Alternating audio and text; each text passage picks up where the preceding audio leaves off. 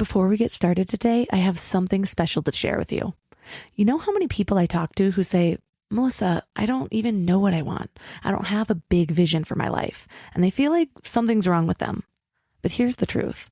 You're not going to have a clear vision if you haven't gotten intentional about excavating it, about really digging deep into your soul to find it. But once you do, everything changes.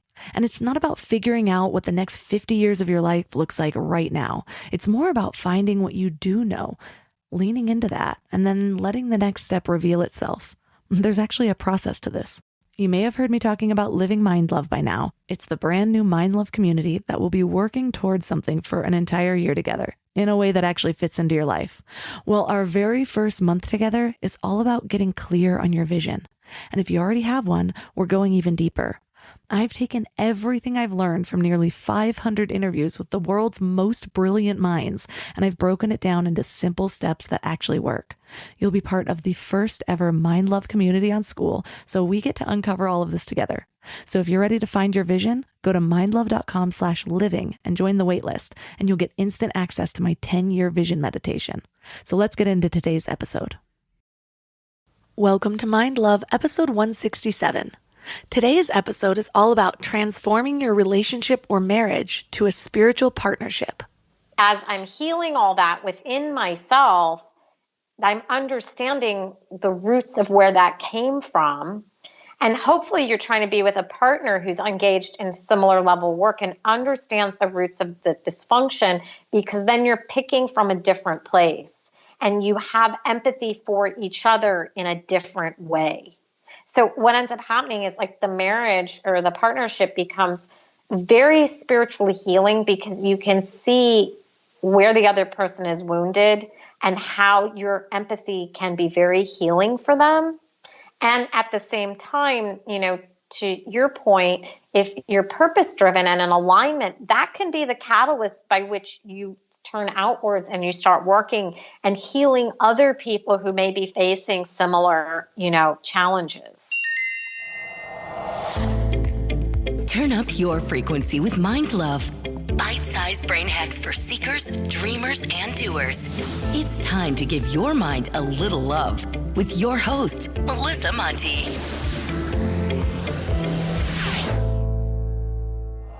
Hi, friends. First of all, if you haven't subscribed to the podcast yet, make sure to hit the subscribe button so you're always updated about new episodes. Plus, you want to know basically the best way to give back to your favorite podcasts? Actually go to the iTunes app and leave a 5-star review. Reviews are scientifically proven to make me love you more. That's just how it is. I love you when you leave me a review. You sit in my heart for days at a time. No, but seriously, they really help the growth of the show. They're probably the number one thing that you can do besides supporting my sponsors or joining the membership. So it's an easy, free way to give back to a podcast you love. And if you do leave me a review, send it to me at MindLoveMelissa on Instagram, and I'll send you a free meditation track. Today, I want to share a review by Utro Ligbra Podcast from the United Kingdom. She says, loving the podcast all around, but felt compelled to write this review after listening to your recent podcast on breakups and unhealthy relationships. It was the perfect podcast for me right now, touching on all the topics I've been diving into personally and trying to understand. I was blown away. Thank you so much. I'm so glad I found this podcast. Well, thank you so much. I love getting reviews, and this one totally made my day. When you think about your relationship, what does it do for you? What needs does it fulfill? What expectations do you tend to place on your partner? Are you both growing together? Or do you hold him or her to the standard of the person that they were when you first got together? What does it even really mean to have a healthy relationship? So we all know by now that divorce rates just seem to keep getting higher. But sometimes when I think about it, I think it's kind of a miracle that we maintain relationships at all.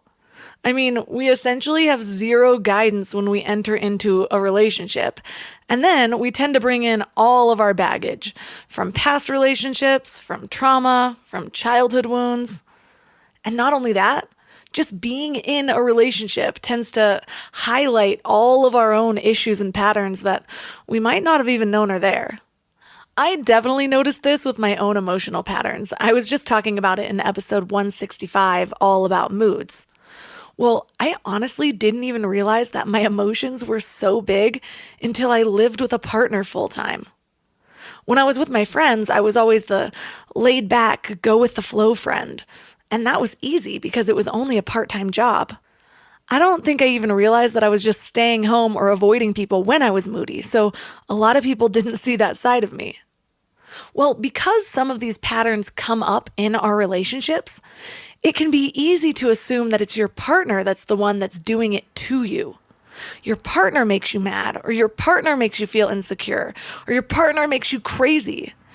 But here's the thing. One of my biggest lessons over the last 10 years has been that if my happiness or my well-being or my peace is dependent on someone else changing, then I'm giving my power to the wrong source.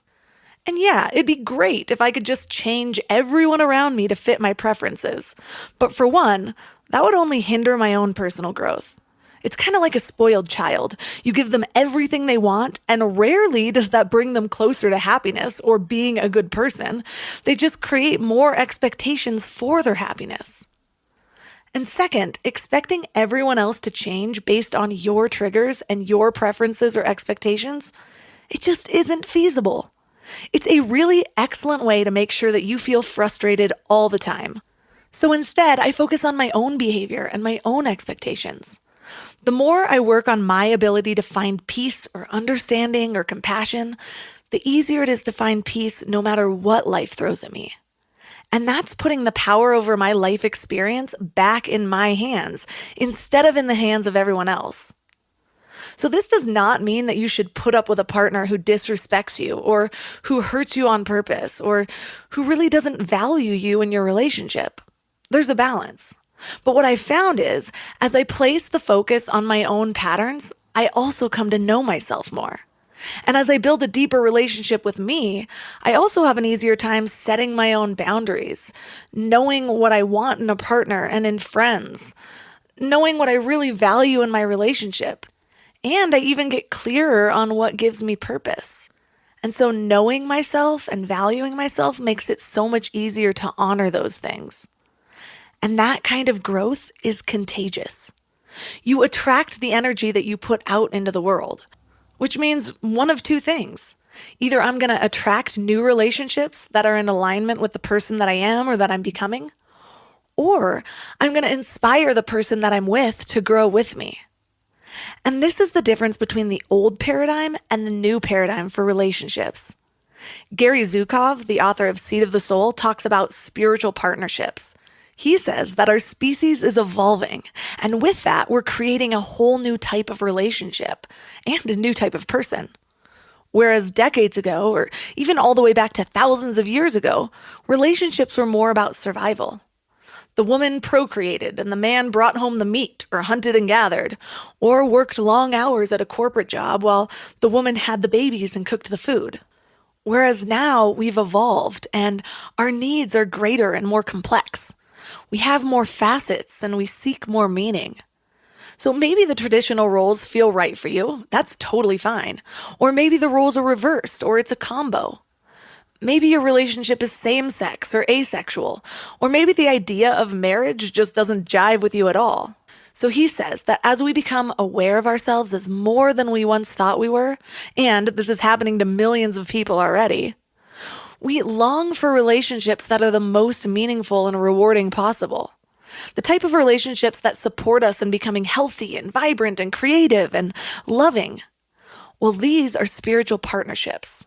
So a spiritual partnership is kind of like a container of a relationship that supports each partner into becoming more aware of their emotions, into becoming more aware of their intentions, and in making the most healthy choices that they can. I see my relationship as a spiritual partnership. I know he's my biggest fan. Sometimes he's my coach. Sometimes he just gives me the space I need to make my own mistakes without judgment. And we offer each other compassion and understanding when we say the wrong thing or we accidentally hurt one another. But we can do that because we trust one another so deeply. We trust in our love and we trust that we have each other's best interest at heart. But I will say that this is not always easy. It didn't happen overnight, and we are still learning. So that's what we're talking about today. And our guest is Monica Parikh. She is the founder of School of Love in New York, and she teaches about love, psychology, and higher consciousness.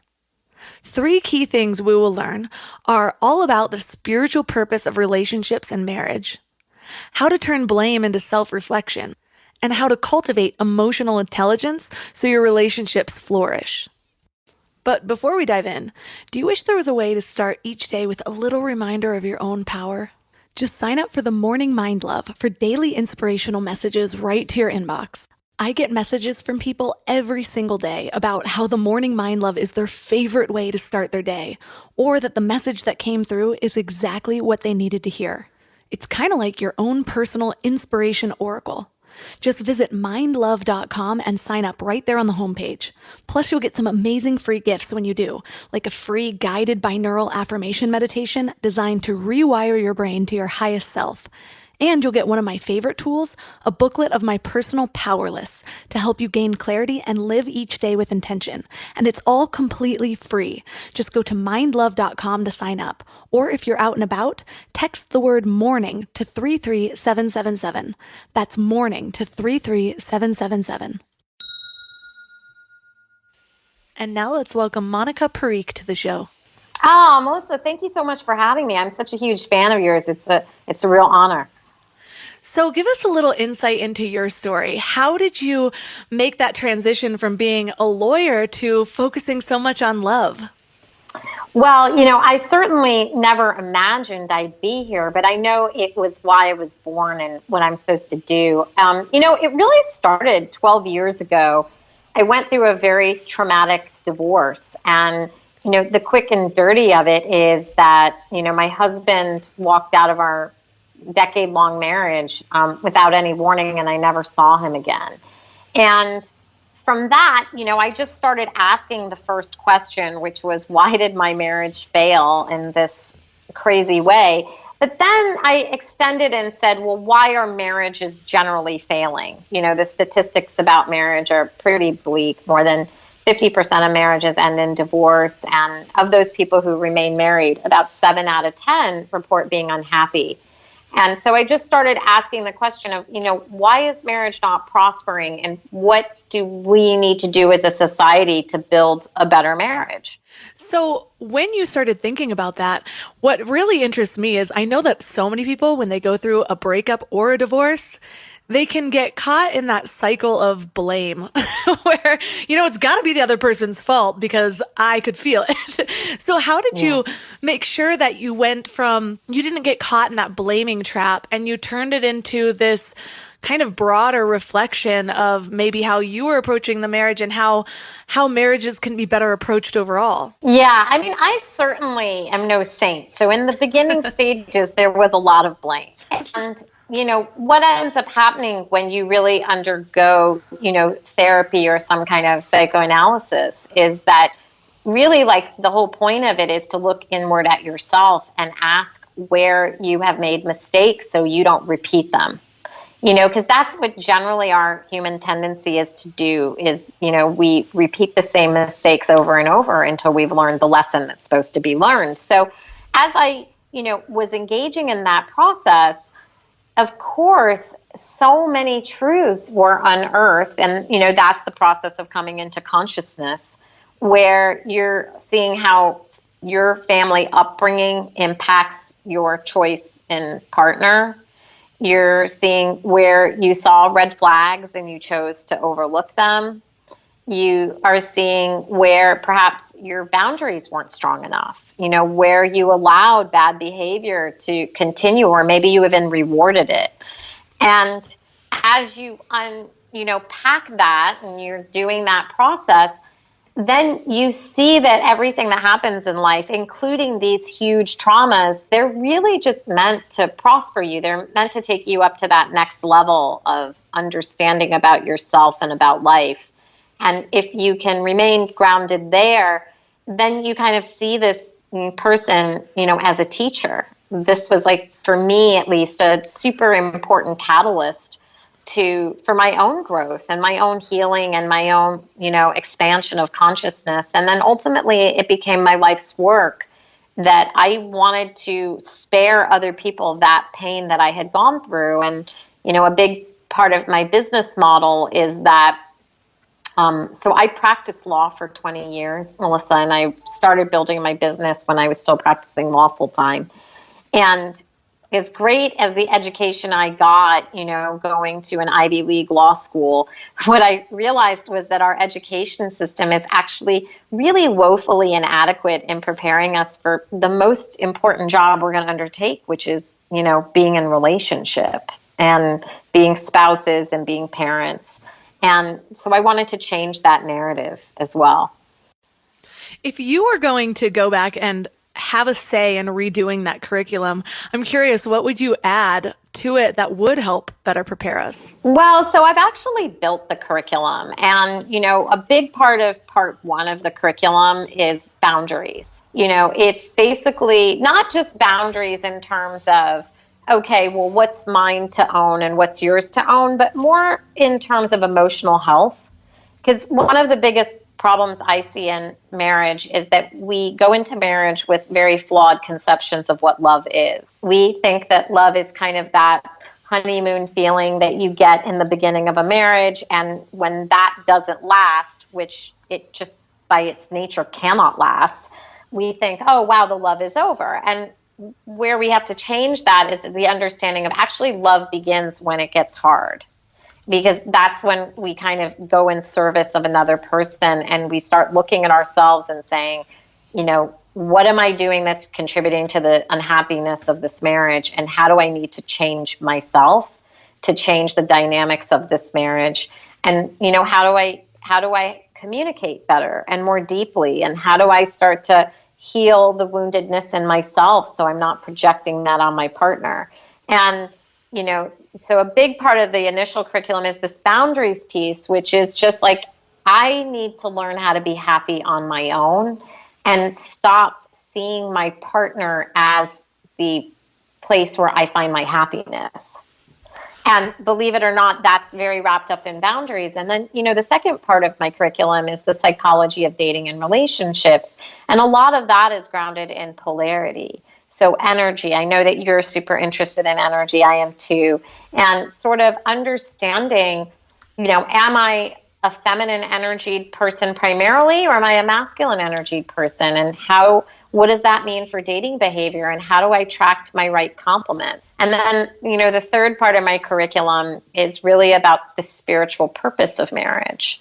Marriage is really supposed to be where we heal ourselves and we expand ourselves and our understanding of love and psychology in our childhood. And then, I've built another portion of my curriculum that's about purpose. Because I believe that unless you know your own purpose, you just kind of are a little rudderless in the world. And I'd like to build couples who are more purpose aligned and purpose driven, because then that becomes a real spiritual partnership that is, something that's much more profound than two people can be individually. They create something much bigger than that.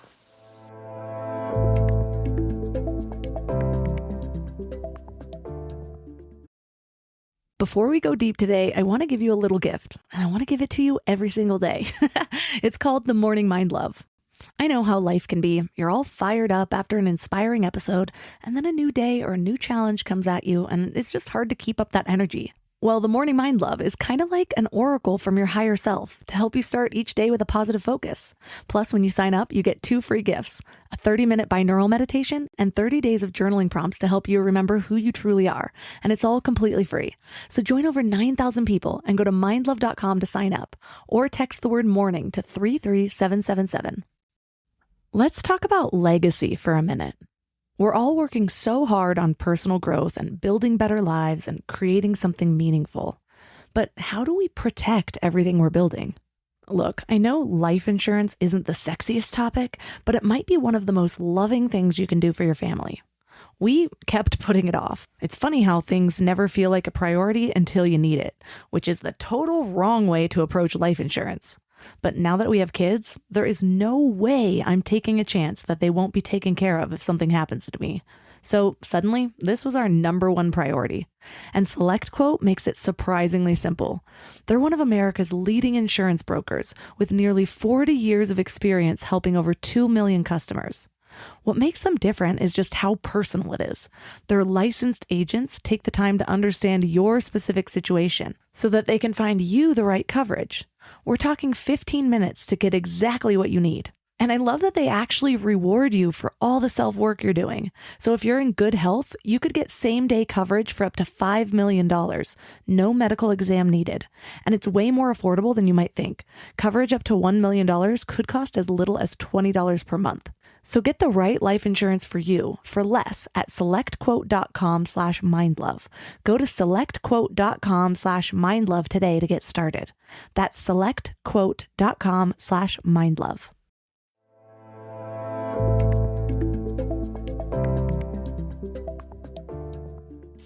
Oh, there's so much good stuff in there. I want to break them each down individually. So I'm going to go back to boundaries because I get so fired up when I talk about boundaries because I didn't have them for so long. And now they're just like, the idea of my boundaries is so freeing to me. But I was reflecting recently on why I had such a lack of boundaries when I was younger. And I mean, I was sexually assaulted. I think that had a lot to do with it, but I think it was deeper than that. It wasn't just one led to the other. It was that I didn't value myself enough to believe that just me as myself was going to be enough to attract a partner in some deep-rooted way, even though I don't think I consciously realized that's how I was thinking. And so to set boundaries, to me, it was like I had to go be everything to that person. And to set boundaries meant I was limiting all these things. So how was I going to attract that person if I was instead saying, well, I'm not going to be this, I'm not going to be this, I'm not going to be this. And so instead I would lead with, I can be that and this and that. It just didn't serve me. Yeah. I'm like sitting over here on my side of the world, like shaking my head up and down so quickly because, I think in a lot of ways, what's happening is women are coming into consciousness of how patriarchal structures, basically we were socialized within patriarchal constructs, even if we grew up with, feminist moms, right? So typically what we see, especially in the dating context, is, oh, wow, I'm so lucky to have him. And let me bend myself in a pretzel to please him. And everything that you're saying, like where we become super compliant. And the thing is, from a psychological perspective, that's actually a really unhealthy codependent construct. And the healthy construct is, well, I please me and I come first. And in the pleasuring of me, then I train you to please me. And then in that construct, I please you back.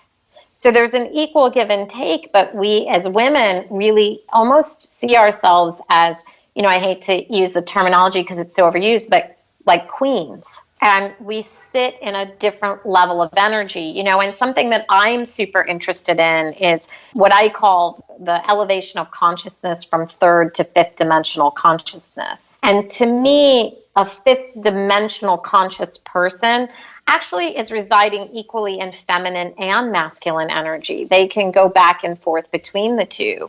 But, there's a lot of work and growth that has to happen to get to that place. And a big part of that, I believe, is understanding your own boundaries and never betraying yourself, ever.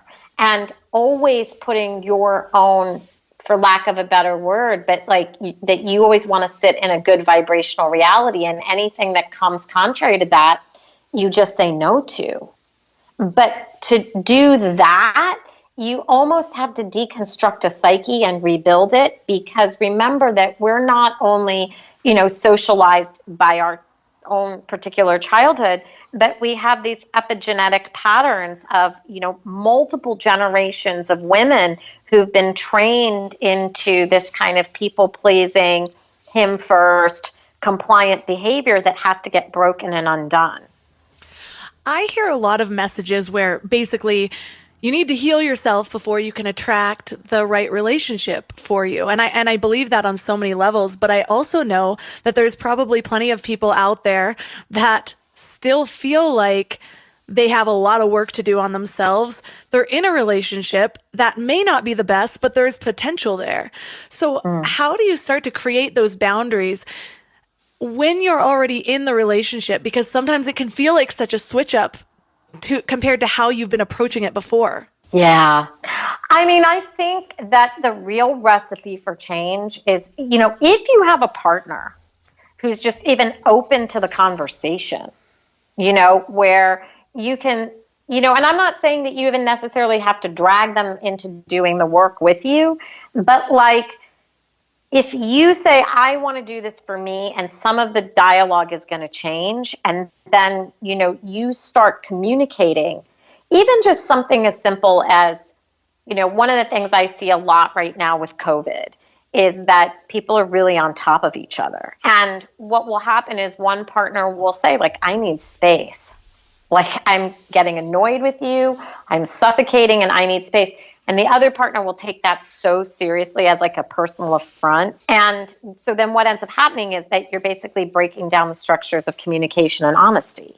And where you want to move that conversation is like, if that person maybe doesn't understand boundaries or is taking no personally, and let's say you're the more growth-seeking, conscious-seeking, enlightened partner, where you could get to the point, if you can pull them out of defensiveness, where you can say to them, like, I really love you.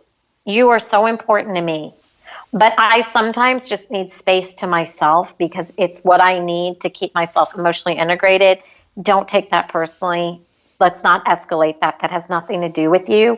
And if you have a partner that can at least hear that, then I think you could have a recipe for a very successful, change within the dynamic of the relationship. But you kind of need two people who are able to keep calm and keep communicating and not be triggered, because we tend to get really triggered in relationships because, they're challenging.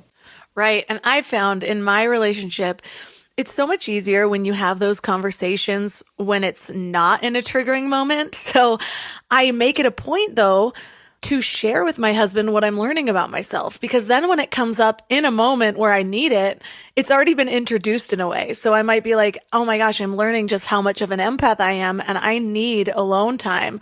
And so we've already talked about the boundaries that I need to set. And now he'll even remind me, like when we go visit his family for long periods of time and I start to look tense, he's like, do you need to go take a walk by yourself? And it's so freeing. And in the moment, though, what's helpful to me is because I tend to get triggered more than he does. I don't know if it's my emotions. I'm also pregnant, so I have an excuse. But when he says something in a moment that maybe is more abrasive because he's emotional or hungry or hangry or whatever, I try to stop myself and say, like, this has nothing to do with me, and somehow shift it to a perspective like he's talking about somebody else and how would I give him advice. And it helps me to approach it in a way where instead of being like, well, what, you don't want me around? I'm like, well, say he's talking about somebody else. I would be like, well, why don't you go snowboarding for an hour? We live in the mountains, or whatever it happens to be. I teach a big part of my curriculum is nonviolent communication. I'm a huge fan of nonviolent communication because it helps two people align needs and it de-escalates conflict, right? Which is what you're trying to do in a good relationship. And one of the things I always teach is like strike when the iron's cold, meaning that the time to have a conversation is not often when you're in the midst of being kind of triggered or frustrated. You kind of want to change that vibration and cool off. And then you're able to go into it from like a more loving or empathic place, right? And, the thing I've found, especially with, let's say, my family relationships that tend to be really triggering for me, because they're like deep-seated in childhood stuff and, all those dynamics. And especially at the holidays, they can be so challenging, is one, knowing my limitations. So, certain relationships, I just can't be really in for more than a few days at a time. And also like having an exit plan. So like, what happens if this kind of goes nuts? What's my exit plan to get out of this? And then also within that relationship, knowing the boundaries of there's certain things we just can't talk about. And being even able to have the language of, you know what, I'm just not available for this right now. I got to get off the phone or I got to step out of the room and I'll come back later. And even training like the other people that if you go there, I'm not going to engage. Like I'm immediately disengaging. So if you want my time and attention, we have to stay within sort of the boundaries and the rules that we're creating for this, let's say, new enhanced relationship. I love that tip because I find that people get emotionally addicted to their own triggers. So if you're constantly engaging when they're being feisty, then I think on some subconscious level, they end up engaging with you more often. It's like they're picking that fight. But if you just stop it there, it's like not rewarding that behavior in some sort of way.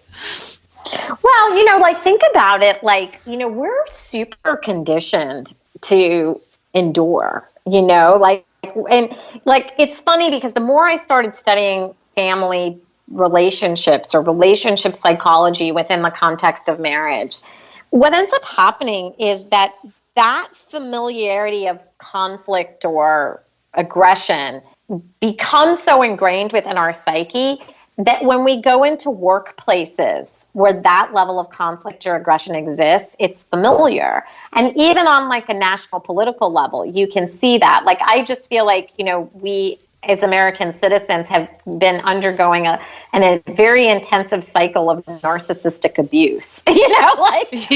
We're continually being gaslit and we're continually, having blame shifting and some kind of tantrum throwing. And we're becoming inured to it. So sort of what has to happen is you have to get to the point where you're just like, no, like I'm not participating in this anymore. And I have a right to live in peace and be happy. Even sometimes, breaking up with your family or your spouse for a period of time while you can heal yourself and decondition yourself from that kind of conflict.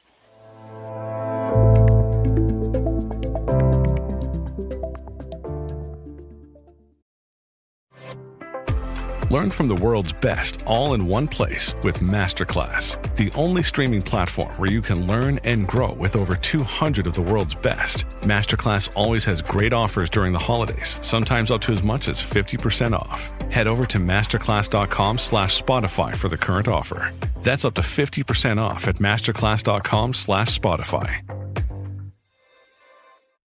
Add excitement to your holidays with Ohio Lottery Holiday Scratch-Offs, including $1 holiday cash and $5 holiday lucky times 10, or holiday bonus millions with a 200 times multiplier and a $2 million top prize. Plus, enjoy second chance drawings where you can win 10 times, 100 times, or 1,000 times the price of your ticket. Scratch-offs make the perfect gift, and best of all, there's no wrapping required. Lottery players are subject to Ohio laws and commission regulations. Play responsibly.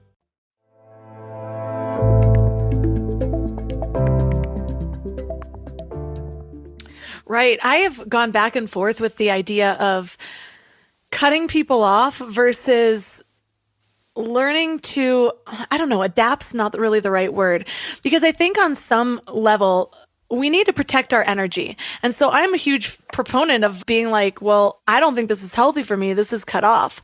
At the same time, we can't do that with everybody.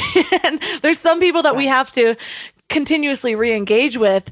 And so there's also value in developing the skill of that, choosing whether or not we're going to deplete our energy on that person. And can I still be in this room with this person while they are attempting to trigger me and remain calm and not become attached to whatever they're trying to rope me into? Yeah. I personally think, like I was saying, that I believe that we're in this major evolutionary shift of consciousness that's happening right now. And from my perspective, I think that the highest level thinker may have to often end relationships because like you said, those relationships are energetically depleting, or there's no mutuality within the relationship. So what I mean by that is, as one person is engaging in a lot of personal growth and personal transformation work, what ends up happening is their perspective of the world is radically shifting. And you make friends or you enter into a relationship at a certain vibrational level. And when you shift out of that vibrational level, forcing yourself back in those relationships is always going to deplete you, because you end up being the teacher for everybody else who didn't want to basically do the real work. And from my perspective, that's not a good dynamic, because it keeps everybody small. And what you're trying to do is you're trying to move people up to that higher level of consciousness. And that may just be like, Melissa doesn't hang out with us anymore. Maybe I have to look at myself a little bit. But, to your point, there's certain relationships you can't leave. And, in my experience, some of those relationships really can be changed by your own change, meaning, what I started to do was people who were really energetically depleting or their vibe wasn't good, I would just give them less and less time. And I basically set up a construct that it was like, okay, well, if you want more time, you have to shift your vibration to meet me. And I'm going to give you the truth in a really kind way, which meant that I had to pull all that anger off myself and heal from whatever feelings I had from it, so I could come at it from a place of empathy and love, which was like, you might not know this is this pattern that you do, whether that, for me, because I'm super empathic too, Melissa, and one of my biggest challenges is people who live in a very anxious or fear-based place. So I've evolved out of that, and I find it really draining. And, I've had to say to members of my family, okay, well, this is how you're impacting me, and this is how my energy system as an empath exists. And hey, when you fill up on sugar all day, sugar is going to mimic feelings of anxiety. And that anxiety, when you sit and watch the news all day, really gets amped up to level 10. And now I'm feeling like you're kind of robbing me of my joy a little bit. So I can't be in this as much as I'd like to be. And I started really having those conversations, as crazy as it may seem. And the thing is because I came at it from a place of real love, they actually started to listen and hear me. And the relationship dynamic started to change because those people started to change. But it wasn't acceptable for me to live in that state and pretend it was okay, if that makes sense. Oh, 100%. I resonate deeply with that. And I love the honesty, because I have found that if you can explain something in a loving way, and again, there is a line between loving and condescending, because I think people can slip into that sometimes, but it's easily. Yeah. And when you can actually explain it, though, you give somebody an opportunity to step up. You give them an opportunity to see what you're seeing. And I think that's how we share some of our growth sometimes. And they may or may not step up to it. It might usually take a little bit more reflection. They've got to sit with it and really see how that resonates with them.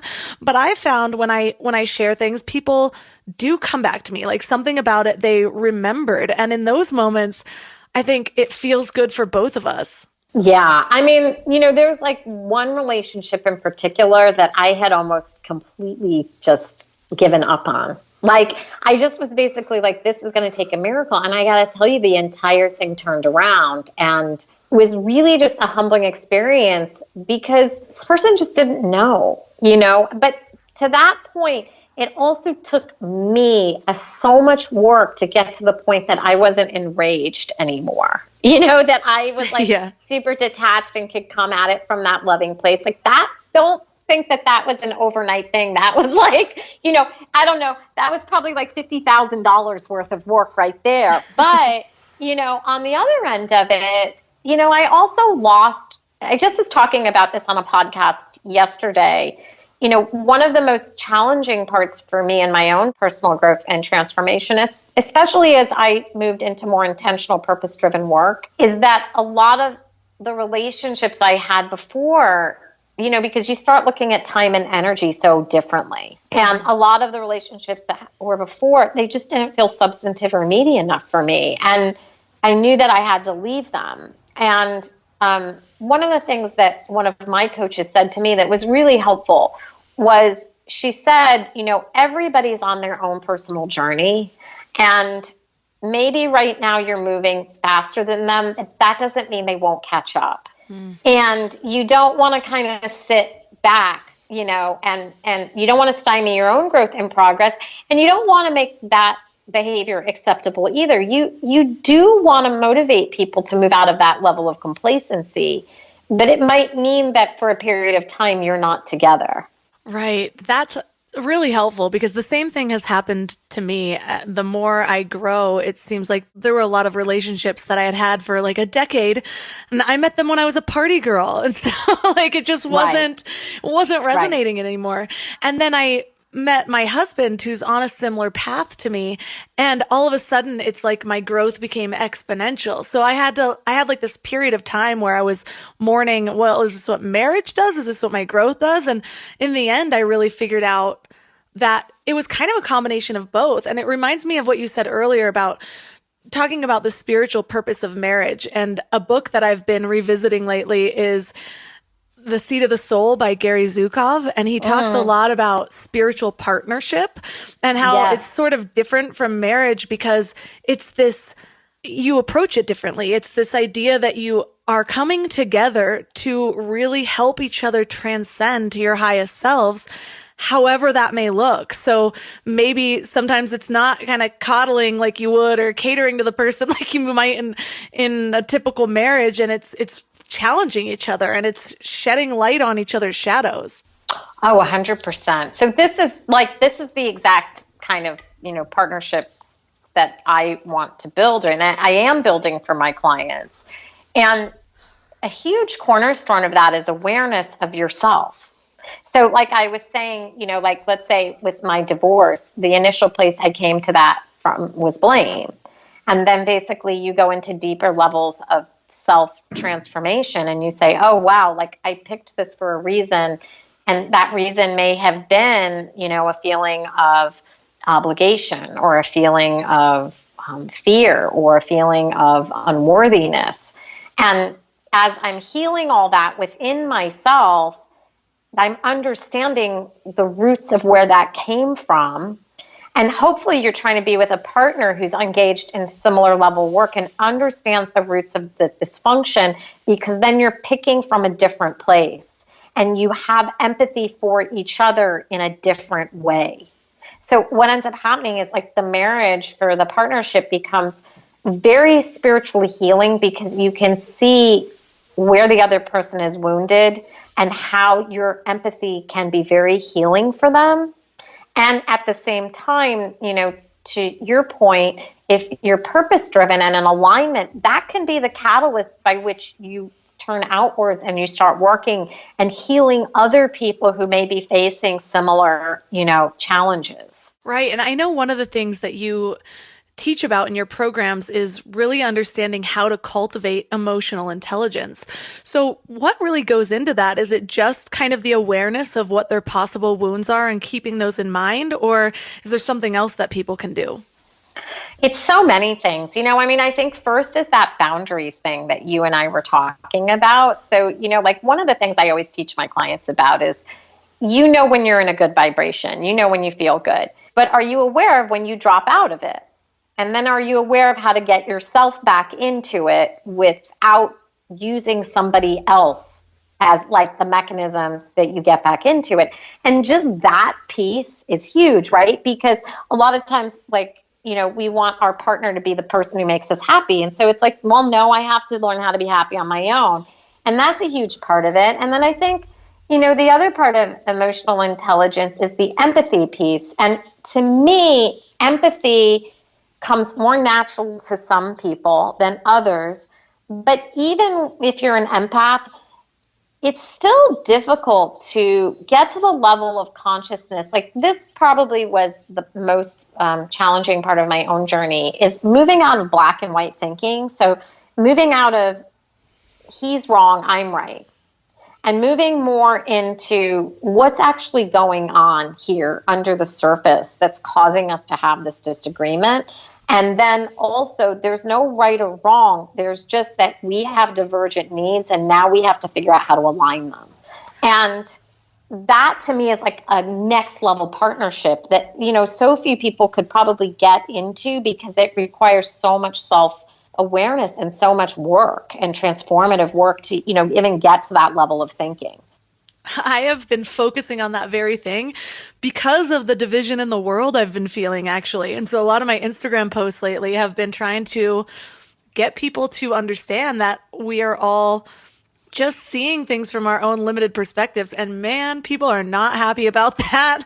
People do not want to be told that it might just that the other side isn't evil.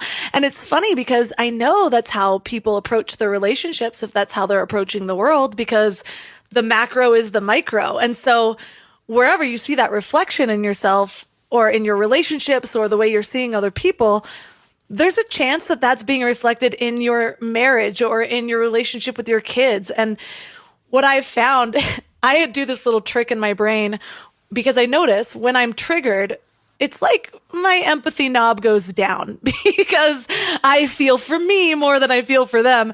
And so I actually play a game in my head where I'm like, this is a simulation and you created this. And that way, the only thing I'm allowed to focus on is what I am bringing to this moment. And yes, the other person, I might be able to come up with 11 different reasons why they're also wrong, but that's not the thing that I can change. And I think a huge realization happened in me when I started to be honest with myself about where I was manipulating in my relationship. And I hate that word. It's a word that I don't want to be associated with. And so that in itself was a trigger to me to make a change, because if I'm coming at something where I'm like, well, I'm going to stay mad for an extra 5 minutes so that he learns a lesson, that's manipulation, Yeah. Well, we're kind of taught, so that's what's super hard, right? Because manipulation works. Okay, keep doing it. Right. Yeah, right. But we have to move beyond that ego, right? Into that selflessness, right? And remember, God, there's so many complications.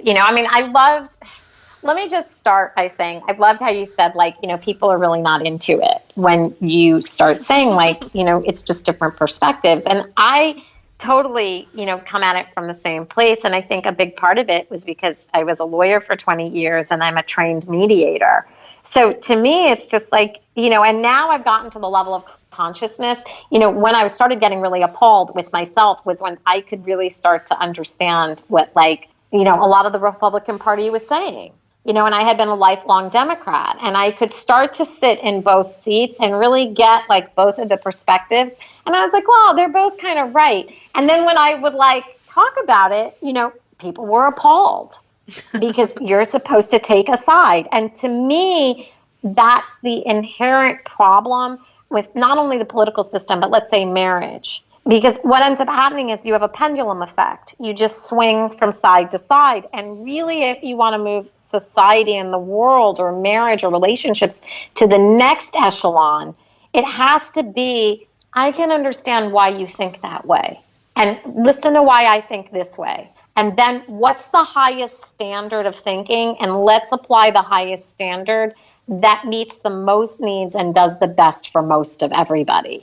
But that takes so much growth and evolution because we're really trained to, we're trained to say this is right and that's wrong. Or, this is the way I see things and you're not right. And the thing is you're completely right.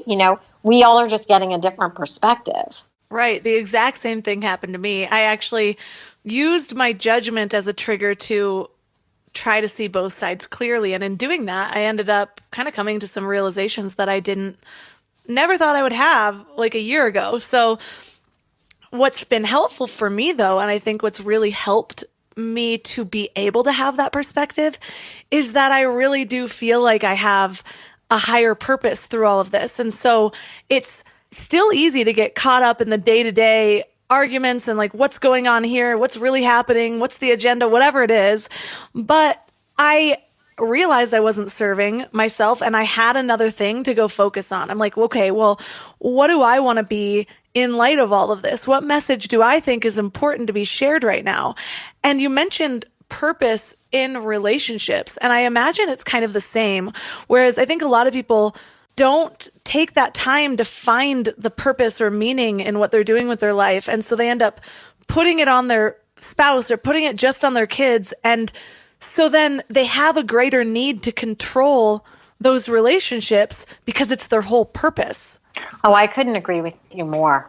I mean, one of the things I talk about with my clients all the time is that I see that one of the biggest problems relationships have is this codependency. So everything that you're talking about, whether it's the need to control another person or that other person needs to produce my happiness for me, or, I'm just generally bored and dissatisfied, and then everything kind of takes on that patina of bored and dissatisfied.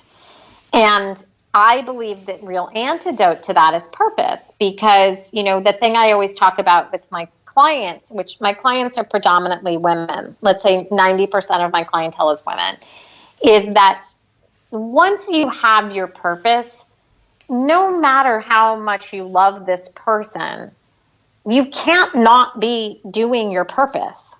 That was my perspective, even just transitioning from being a lawyer to doing what I do now.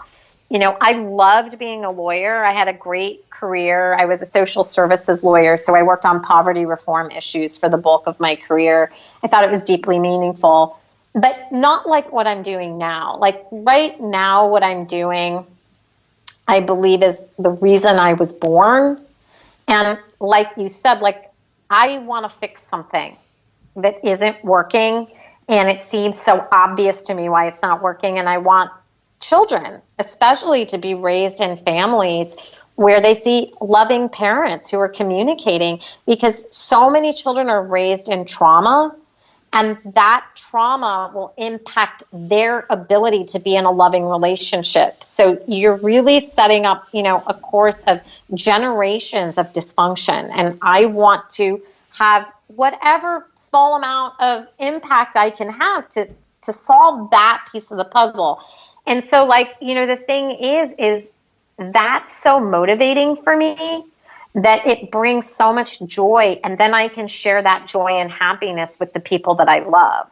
And, and that is so important to me. Like working with my clients or having conversations like this with, amazing people is so important to me that I just don't think I would be able to enter into marriage or relationship from the place that I did in the past, which was like, I'm not happy today. Why aren't you making me happy?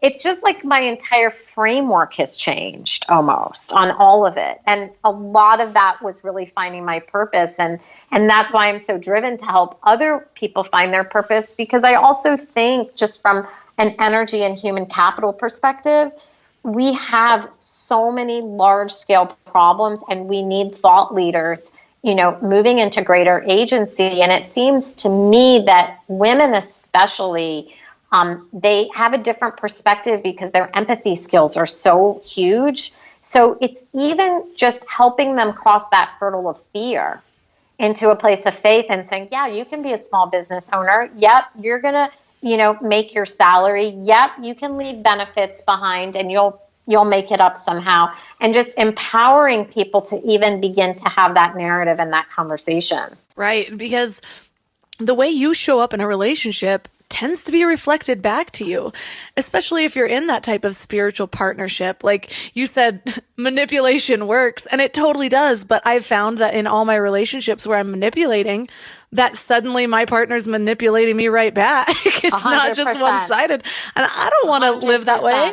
It's just kind of miserable. Oh, totally. Totally. And I was on a podcast a few weeks ago. It was really funny, and we were talking about purpose. We were having this big conversation about purpose, and I was saying to him, I was like, yeah, I know the national lexicon is the ideal date is let's get Netflix and chill, but I just feel that's kind of sad when you have two vibrant, energetic, intelligent people not really doing something powerful and dynamic in the world when it's necessary. Because I kind of see a lot of people post on Facebook and, they'll put the thumbs down for something that outrages them politically.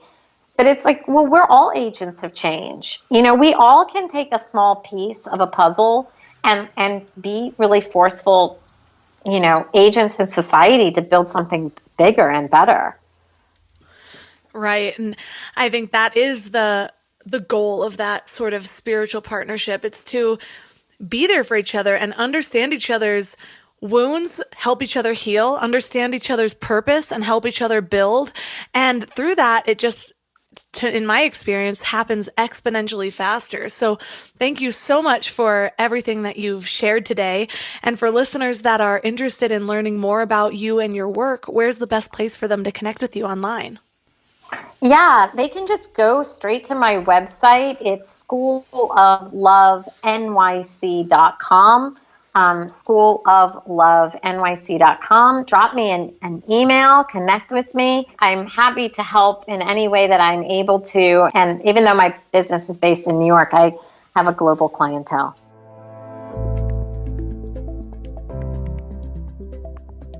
All of the links for this episode will be at mindlove.com/167. So your challenge for this week is to get really clear on your expectations for your relationship. This requires some self-reflection and some reflection of your life overall. It can take a lot of courage to be honest with ourselves about where we're trying to manipulate our partner, when we're trying to get them to fulfill needs that we really should be fulfilling ourselves, when we are being unfair and having expectations on them that really shouldn't be placed on them. So be really honest with yourself, because this is only going to help you.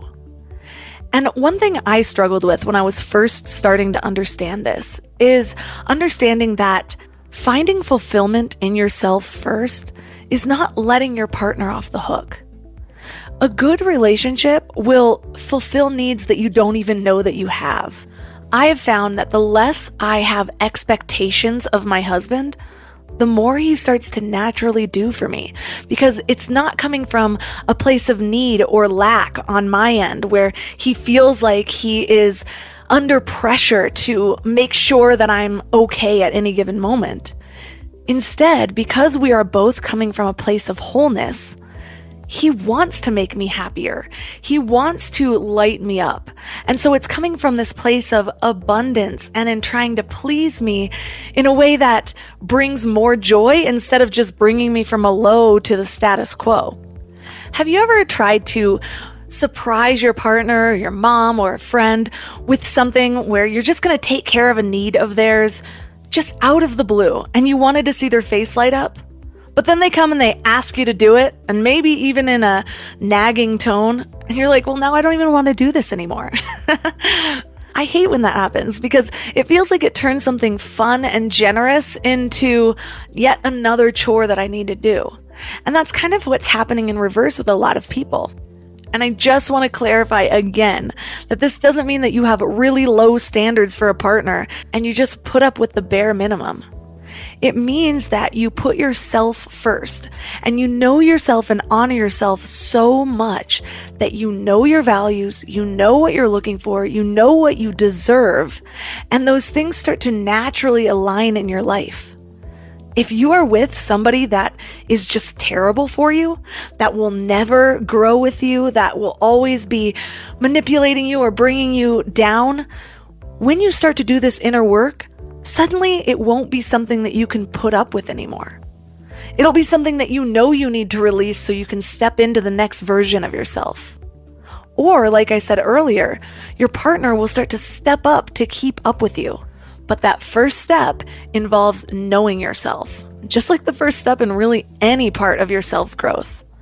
Knowing yourself, getting clear on what you want, defining that, and then starting to make those changes within you first. So let me know how it goes. Reach out to me on Instagram at mindlovemelissa. If you love this episode or you know somebody that needs to hear it, tap the little share button and send it directly to them, or take a screenshot and tag me at mindlovemelissa and mindlovepodcast. Don't forget, we have twice the amount of episodes as a premium subscription, and you can sign up for that at mindlove.com/premium. And that's all for today. So thanks for giving your mind a little love today, and I'll see you next week. Thanks for tuning into Your Higher Frequency with Mind Love. Head to mindlove.com for a free gift to keep your vibes up until next week.